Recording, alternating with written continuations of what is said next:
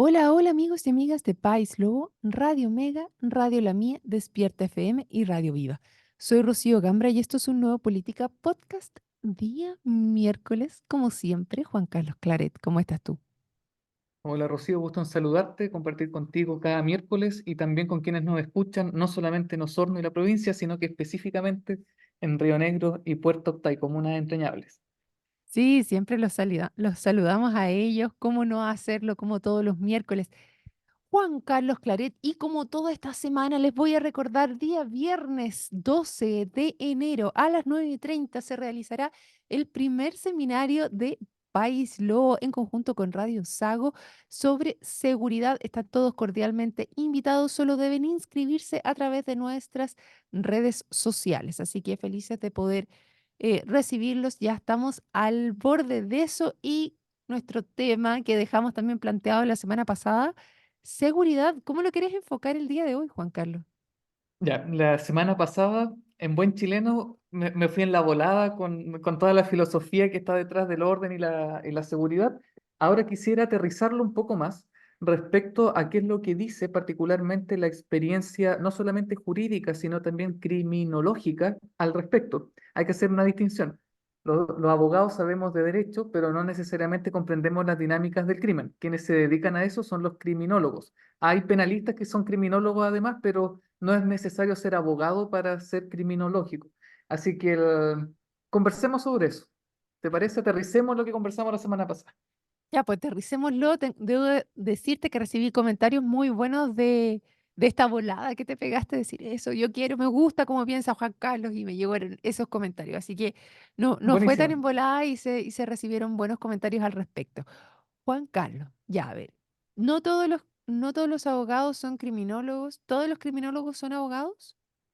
No, no, de hecho hay personas como Lucía Damer, que fue asesora del segundo piso del gobierno, que no es para nada abogada, pero sí que de criminología entiende bastante. Y de hecho, estas personas se dedican a asesorar particularmente al Ministerio Público, recordémoslo, y ya Leila Chaín, en la entrevista que tuviste con ella, da cuenta de esto, de que en Chile el que dirige la investigación penal con exclusividad es el fiscal. Entonces, como el principal encargado del ente persecutor, los fiscales también necesitan personas que los asesoren y hay un consejo, hay un observatorio integrado por expertos que tratan de no solamente analizar el crimen, sino también de establecer políticas para la prevención del crimen. ¿Y por qué esto es importante? Porque hoy día el principal problema que tenemos en Chile es la droga. El 50% de la población penitenciaria, recordemos que no todos los delitos se pagan con cárcel. Hay Ujú. delitos que ni siquiera llegan a condena por alguna salida alternativa o siendo condenados salen por alguna pena sustitutiva. ¿Y por qué esto es importante? Porque de la gente que llega a la cárcel, el 50%, es decir, la mitad, está por drogas. Es decir, solamente en un elemento cuantitativo podríamos sostener de que el principal problema penal o criminológico del país es precisamente la droga, particularmente el narcotráfico. ¿Por qué? Porque la droga no es un evento aislado y eso es lo que quiero concluir hoy día contigo, Rocío, y con quienes nos escuchan, sino que es un problema industrial, es un problema prácticamente empresarial por las dinámicas colaborativas que se dan dentro del mundo del narcotráfico. ¿Qué es lo que ocurre? En primer lugar, Chile como problema de seguridad no solamente se enfrenta con que hay que perseguir delitos y que esos delitos en su mayoría son drogas, la mitad, y son una infinidad de delitos. Entonces, que tengamos la mitad por droga dice algo. En segundo lugar, y relacionado con lo anterior, el principal problema penitenciario, es decir, de aquellas personas que se van a la cárcel, es que los narcotraficantes han ganado terreno en las cárceles. Es decir, no solamente el narcotráfico quita terreno al Estado en las poblaciones, sino que si tú los metes a un espacio más reducido, también se terminan apoderando de esas zonas. Es decir, hoy día, dale, Es que te quería hacer un solo comentario. Lo que pasa es que en conversación con Juan Francisco Gali, en el curso que estamos teniendo, nos comentaba que para la pandemia habían incautado, recordemos que en las cárceles estaban cerradas durante la pandemia, no podían recibir visitas, ¿ya? Incautaron un 140% más de droga en las cárceles sin visitas. Solo me quedo dando vuelta ese comentario para sumarlo a lo que tú estás diciendo, o sea, cómo van apoderándose de todos los espacios finalmente.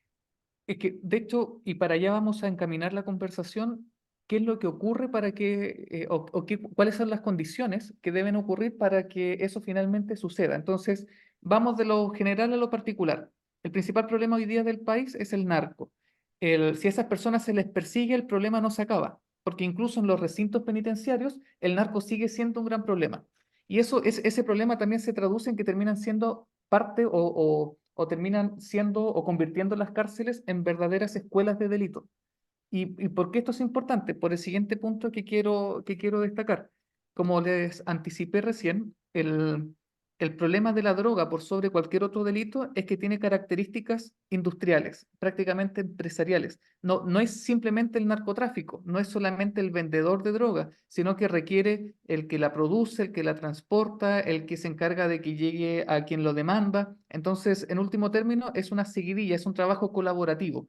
Y ese trabajo colaborativo también se educa y las cárceles hoy día están transformándose en verdaderas escuelas de delito, no del lanza, sino de un trabajo más sofisticado, más complejo y ya vamos a ver que incluso de más difícil persecución como ocurre en narcotráfico. De hecho, creo que no sería aventurado señalar de que muchos de los narcos que están hoy día en cárcel ni siquiera son las cabecillas de estas verdaderas empresas de drogas, más bien son los peones, son, digamos, trabajadores dentro de una industria que tal vez hasta dónde puede llegar la cabeza. Entonces, en ese sentido, precisar aquello. Hoy día la droga es un principal problema y que está generando problemas incluso en la población penitenciaria. En segundo lugar, Rocío, comentarte de que Chile, desde hace 2 años atrás, pasó a ser el tercer país exportador de droga a Europa. Antes nosotros en Chile éramos un país de paso. Por aquí pasaba la droga que venía del altiplano, desde Bolivia, desde Perú, a veces desde Argentina, y aprovechaban nuestros puertos para salir al extranjero. Sin embargo, esa dinámica cambió. Y la pregunta es, ¿por qué cambió? ¿Por qué la desidia o la pusilanimidad de nuestras autoridades en permitir que esto cambie en vez de ponerle freno a tiempo? Y esto pasamos de ser transportadores, un lugar de paso, a ser productores de droga. Y esto es, iba a decir en buen chileno, pero usando la expresión gringa, es heavy. ¿Por qué es heavy? Por una razón bien sencilla, porque significa que en Chile se produce droga. No es solamente el cultivo de marihuana, sino que de droga sintética. Aquí en Chile se sintetiza droga. Entonces la pregunta es, ¿dónde están esas fábricas? ¿Dónde está el almacenamiento de esa droga? ¿Dónde está el medio de transporte por dentro del territorio nacional o los centros de acopio? Es decir, si pasamos a ser de simples países de paso a ser países productores, y ni siquiera el último, sino que los terceros, es que tenemos un problema delante de nuestros ojos que no estamos viendo. Y más aún, llama la atención. De hecho, en el informe de hace un tiempo atrás de este Observatorio contra el Narcotráfico que lleva adelante la Fiscalía, me llamaba la atención porque ni siquiera es que exportemos a China. Somos los principales exportadores a Europa. Y la pregunta es, ¿no había ninguna ruta alternativa más económica, más cercana a Europa que Chile? Porque contraintuitivo que los barcos, si se exportan desde barco, se den el tremendo pique para acá. Entonces, la pregunta que cae de cajón es, y lo dejo rebotando para que lo conversemos, ¿cuáles son o cuáles creemos que son las condiciones que hacen más atractivo digamos, importar droga desde Chile, asumiendo el costo de la distancia, los gastos operacionales y no siendo un país que geográficamente esté más cerca o más accesible al viejo continente? No sé cómo lo ves.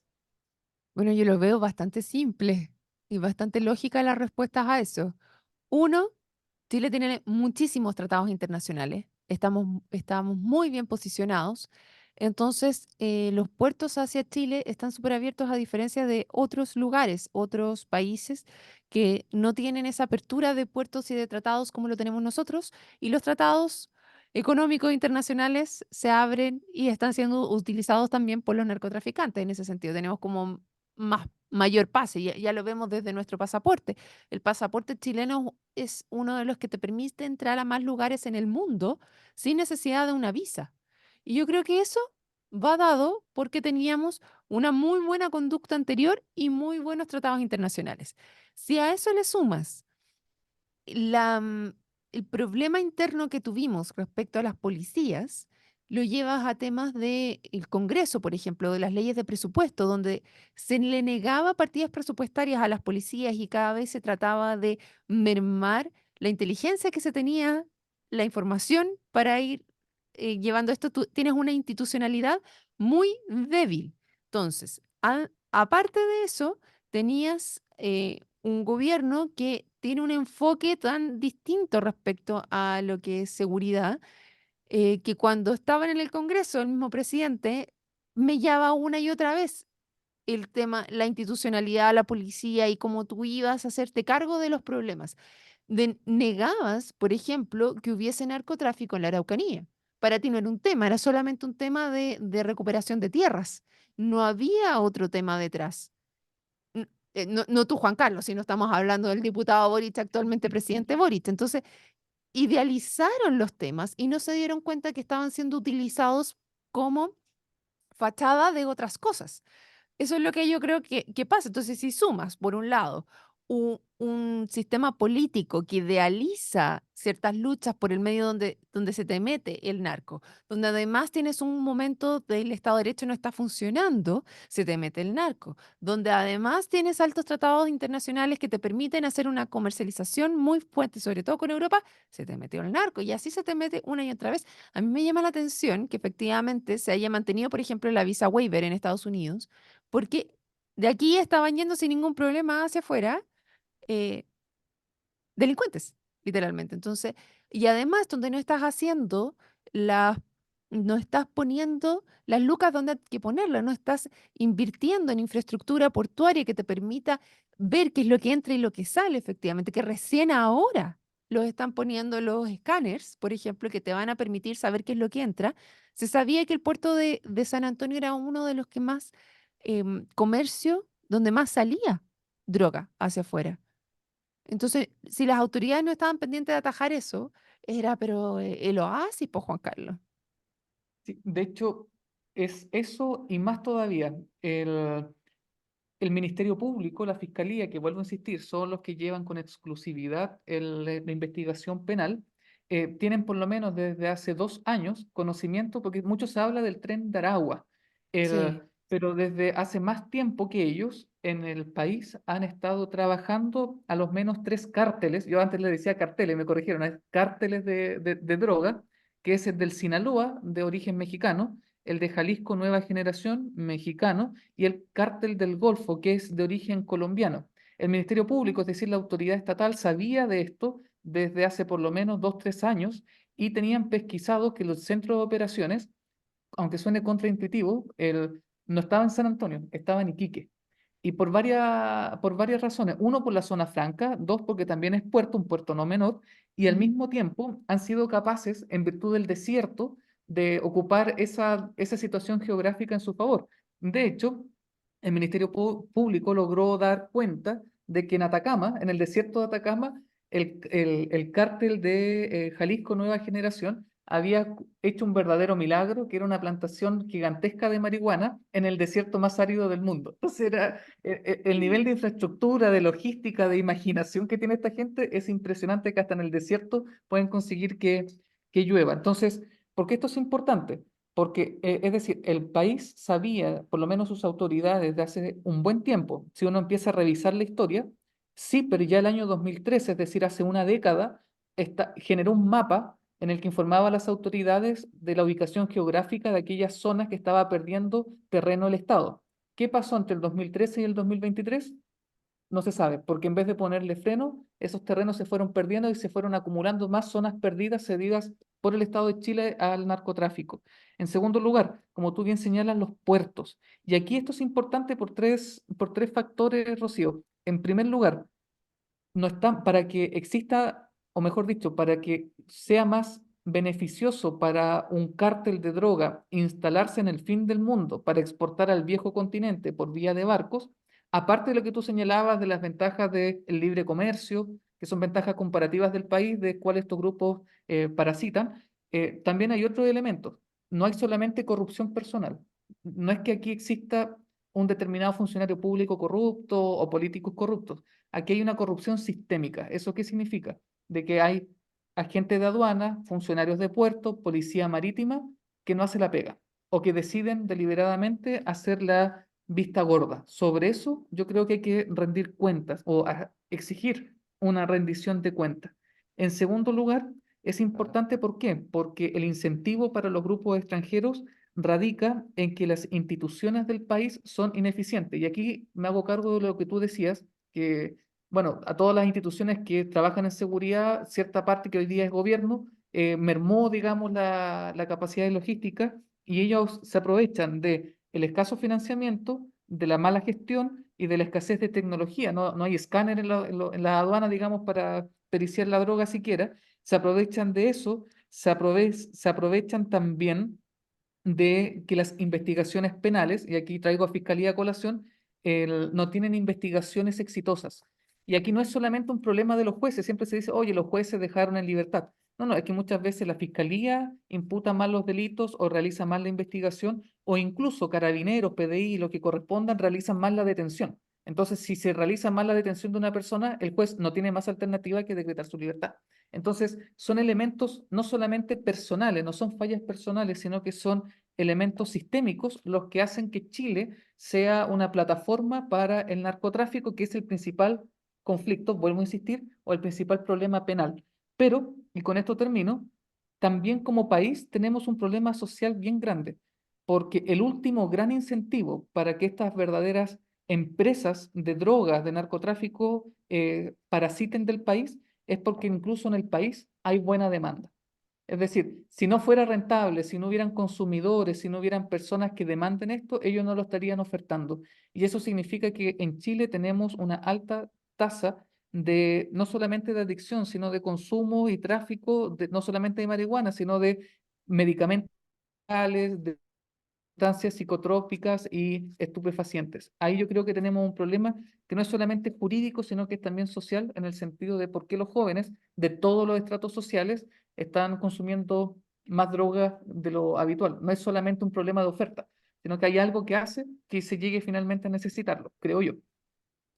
Sí, sin lugar a duda, pones muy buenos puntos, Juan Carlos. Yo también creo que es un problema sistémico, no es una sola razón, sino que son varias que se van acumulando y que nos tienen en el lugar donde estamos ahora.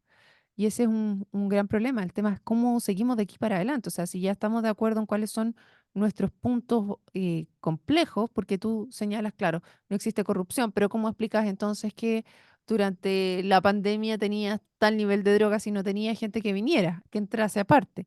Entonces, algo de corrupción hay también que tenemos que hacernos cargo, pero bueno, de aquí cómo salimos. Yo creo que esa es la invitación también, no solamente decir, bueno, está todo malo, tenemos todos estos problemas.